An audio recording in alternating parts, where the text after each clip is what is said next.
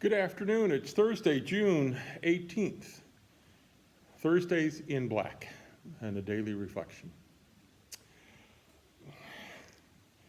Oh, it was a couple of weeks ago, and I had one of those conversations that I don't really want to have with somebody I really didn't want to talk to. And of course, they asked the question, "How are you?" You know, when you don't want to answer that question, you always say, "Fine," and it ends all conversation. On that day, it did the same. And we ended our phone call pretty quickly afterwards. Now fast forward to last Thursday. It's early in the morning, and I got out of bed because my back was yelling at me. I got up and I stretched, and I put my hands on my hips to massage and expect the yelling to go away, when all of a sudden I felt something strange, blister-like. And I thought, oh my gosh, I've had a reaction to the chemicals they used when they cleaned the chair for my dental hygienist uses. And then I went to the dark side. Or was this one of those flesh-eating bacteria things? Well, I went back, tried to go back to sleep, but of course, my mind and my demons didn't let me sleep. So I got up and I made a video appointment with my doctor for later Thursday morning. As the time was coming, the doctor's assistant contacted me and went through all those incredible questions. You know the ones they're asking. What medications are you taking? Do I exercise? And how long and how often? Do I drink alcohol? Do I smoke? When I answered all of those questions satisfactorily for her, she then said, "The doctor will be with you in a minute." And so there my phone sat on the video appointment on my desk while I worked on my laptop. And I thought, how great. I'm here, I can do some things here, instead of sitting in that waiting, examining room where my mind would go to flesh-eating bacteria. My doctor checked in, and after a bit we chatted, and she asked, "Is this about the bruise that you showed me on your arm?" And I said, "No, it's not about that." I told her the story, and she said, "Well, let me see." I had barely stood up, lifted my shirt, and moved my phone camera to the back, and she said, "You have shingles! And you didn't get your shingle shot, did you?" "No," I answered. "Well, don't come for one now. It won't do you any good." Actually, that was the furthest thing from my mind, was going to go get a shingle shot then. I was just thinking, wow, it's not flesh-eating bacteria. And I don't have to go to the hospital for another one of those staycations. My doctor said, "I'll prescribe some medication for you. Would you like a topical as well as the pills you'll have to swallow?" "Well, is that usual?" I asked. "Yes, and it will help with the itching. Oh, and by the way, what pain level do you think you have?" Well, I know that I have high tolerance to pain. I wasn't really in pain, and I told her that. And I told her it was more like an irritation, that I wanted to itch. "Well, don't do that," she advised. Now, I'm smart enough to know from other people that shingles is a result or is connected to chickenpox somehow. I do remember having chickenpox as a kid. I remember that calamine lotion going on my face, especially, to cover up my chickenpox and to apparently soothe the itching. I don't remember if it was painful or how much it itched. I just remember being painted with calamine lotion. But then I asked the question, how do you get shingles? My doctor said, it's frequently a response to high stress. "Do you have a lot of stress now?" she asked. That's feeding me a straight line. Oh, that's such a slow pitch to smack out of the ballpark, and I was ready with my flippant answer. And then I said, no. My less flippant answer was, "I guess so."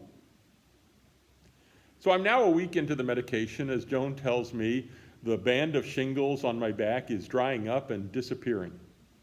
The pain has never really been severe, and I'm feeling fine. No, really, I am. But thanks for asking.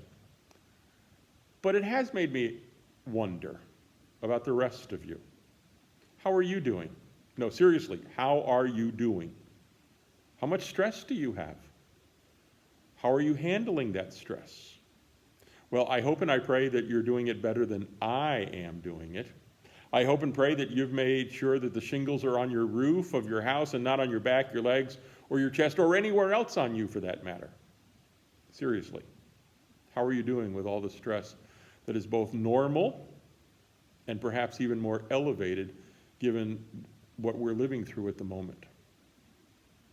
Now, I've long been an advocate for pausing and taking deep breaths from time to time. To step outside, so to speak, and just slow everything down.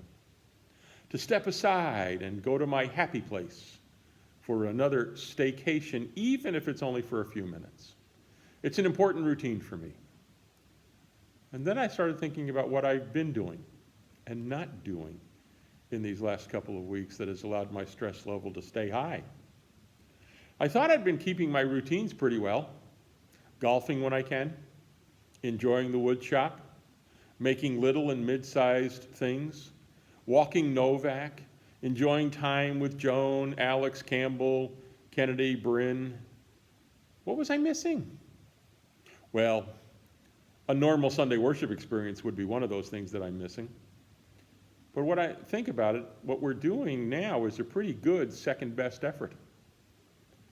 Certainly releasing stress by connecting with you folks on a more personal, in-face connection would also be there. And I know that I'm missing it. Phone calls are okay, but it's just not the same. The other night, Joan shared with me that reading is a great stress-busting activity. Eureka, I thought.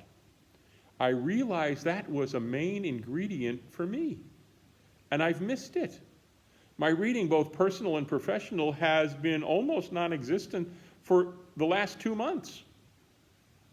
I haven't even picked up books since the end of March. That's 2.5 months now. Who would have thought that the simple things like reading would reduce stress in our lives? So here's my concern, pastoral concern for you. Are you feeling stressed out? If so, please sit down and breathe. A deep breath. Go to your happy place. Take a moment to think about what you are doing or not doing that is and was part of your routine when you felt balanced. Then find a way to get your balance back. It's important for all of us. Important again today as I hear Governor Newsom has asked us, no, required us to wear masks when we're anywhere else apparently but at home. I guess maybe when you're walking, exercising outside, you don't have to. But masks will become a reality for us inside as well as out.